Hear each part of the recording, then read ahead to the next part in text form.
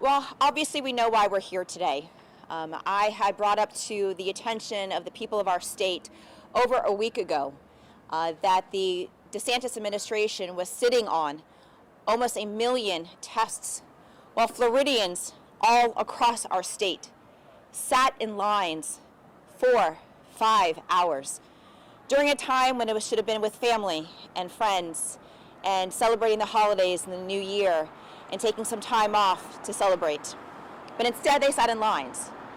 And worse off, during this time period, they lied about it, they tried to cover it, they said that my accusations were unfounded, called me a liar.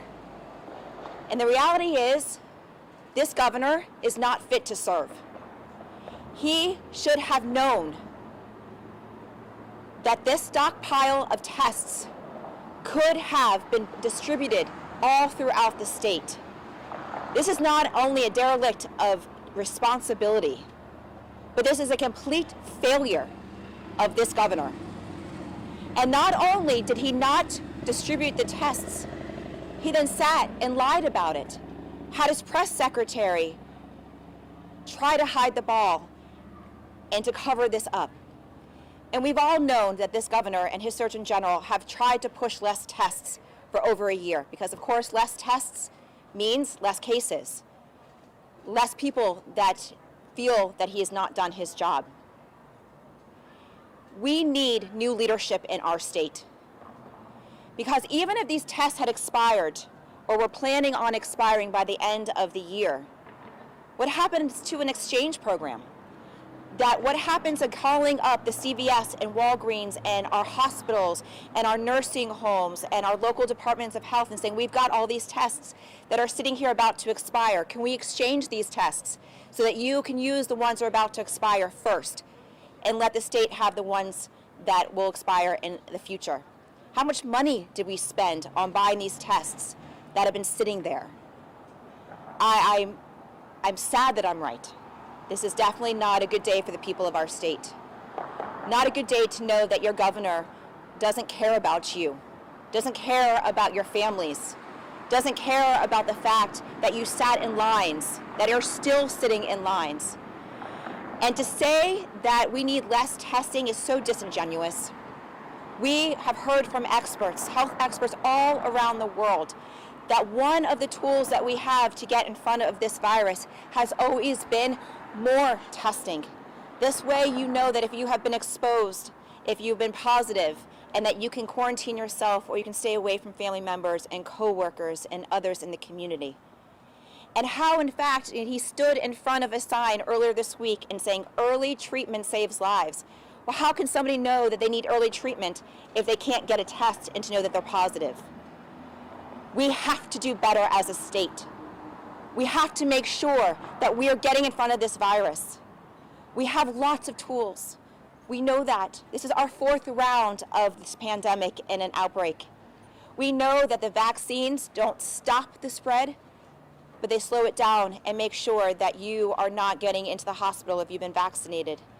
Our booster rates for our nursing homes and our ALS facilities and our disability individuals in our state are severely less than they should be if we had a governor who showed leadership and talked about getting boosted. We know that these masks certainly don't stop the spread, but we know that it could stop this, it could slow it down just a little. Wear a mask. Make sure that you're doing what you need to take care of yourself. And of course, treatment, having those treatment options available as well. We have lots of tools, and to eliminate one of them, which is testing, is irresponsible and shows that he is not prepared to lead our state and has not been prepared. You know, when I get messages all throughout the day from people that are telling me that they can't open up their local businesses, their small businesses, because their employees have tested positive. When we're seeing our cruise line industry having to come back early because they have outbreaks on the cruise ships. When we're hearing from school board members who are trying to get their schools open next week in the middle of the height of this pandemic and don't have any tools. They can't get testing. They can't do anything to protect the people and the kids in our classrooms. This governor has taken away so much local control when it was our local leaders throughout this pandemic that have stepped up to the plate to protect you. I'm sorry. I'm sorry to the people of our state that you've had to experience this. And so much of this have been prevented. And certainly so much of this could have been avoided if we actually had a governor who cared about the people of our state. So on behalf of myself, I want to apologize to the people of our state. You need a better leader. You need somebody who's going to stand up for you and show up. Yeah. Kevin Guthrie said today that they tried to get that stockpile out before the Omicron variant, started to boom. The demand just wasn't there. What's your response to that? Again, the demand, we knew that some of these tests first expired in September, which means that we had them in the height of Delta. And so during Delta, we should have been able to get those out to whether it's our school districts, whether it's our nursing homes, whether it's our hospitals. And the fact of the matter is the states stopped doing state testing. So we haven't had a state-sponsored testing site since May. And so to say that we should have taken them out is an understatement. And again, if the governor was on the ball, he should have been able to recognize that, okay, these tests may expire soon, so why not do a swap with other kinds of facilities and say, all right, your tests have another year expiration, let us swap those out, because we know that maybe the demand wasn't at its height during October, November, but certainly come the end of December when these tests were set to expire, you saw the lines all across our state. So you're calling them out on a lack of foresight, being able to swap out those old tests so they have current tests in case they need them right now? Well, yeah, we all know that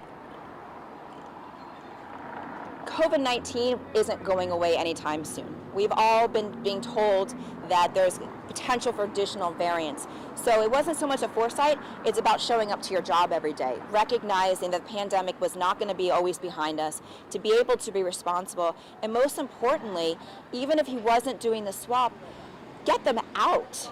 And the fact that they were still not expired at the end of December when families and people that were standing in lines for 4 or 5 hours, those tests were available at that moment, and he chose to not move and then tried to cover it up and then lied about it.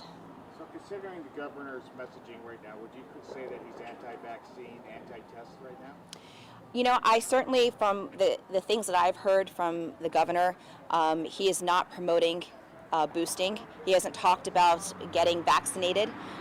He has played this game of not answering whether or not he has been boosted, what type of vaccine he's actually received. And so that's why I got boosted in public last week, because to show, again, that we need to be supporting all the tools that we have at this point. Why is he downplaying testing, vaccines, promoting monoclonal antibodies? Why is he doing it? Because, like I said earlier, more tests means more cases. And he has been saying that. Look, President Trump said the same thing. Stop testing. And we heard that all of last year, too. And we certainly have heard that from the Surgeon General, that less tests, that asking people not to show up. But again, even if you're asymptomatic and you have been exposed, if you don't know that you're positive, you're going to go out and be amongst friends and family members and go to restaurants and go to things when you need to be taking the precautions. And so he is showing that the only people that should be tested right now are seniors, and that's irresponsible.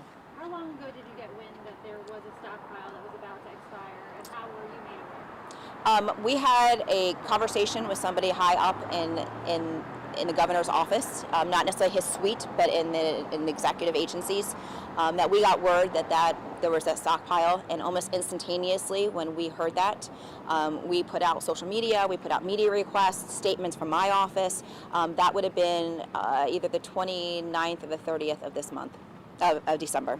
And what happened immediately after that? I got attacked. I got attacked by the governor's office, by the press secretary for the Department of Health. I think the press secretary for the Department of Health asked me to turn on my blinker and stay in my own lane. And the press secretary said it was an outrageous accusation. So that was the response from the governor's office. What do you think about the fact that today his office is admitting the fact that they did in fact expire? Well, unfortunately, I wish that they would have been forthright with the people of our state and have, when I said what I said on the end of December, I wish that they would have taken stock and admitted to it and said this is our plan of action. But instead, they did two things. One, called me a liar and said that I had no foundation for my request and for my accusations. And two, then went off on a tangent and blamed President Biden for not having enough tests here while people are standing in line. So he not only deflected, he also then pushed blame to the president when in fact it was us who was sitting on tests. On another issue, the governor said that it's not important to Floridians, the January 6th anniversary. Do you agree with that? Of course I don't agree with that. This time last year, I think that Floridians and people across America, just like on September 11th, will always remember where they were. Will always remember when they saw the attack on our Capitol, the attack on our democracy, saw at that moment when our nation did come together and denounce what was happening and came together to fight for democracy. And it is unfortunate that this governor now wants to downplay what we all saw and see on the news. The fact that people were attacking police officers, they were breaking windows of our Capitol. There's never been a time when our Capitol fell and has been attacked in the history of America. And the fact is that the governor today says that it is not important to Floridians. I put so much more faith in Floridians.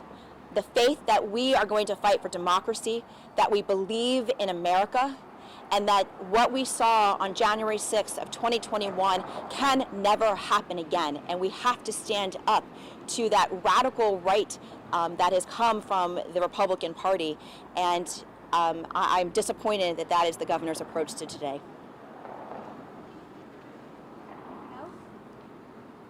All right, thank you.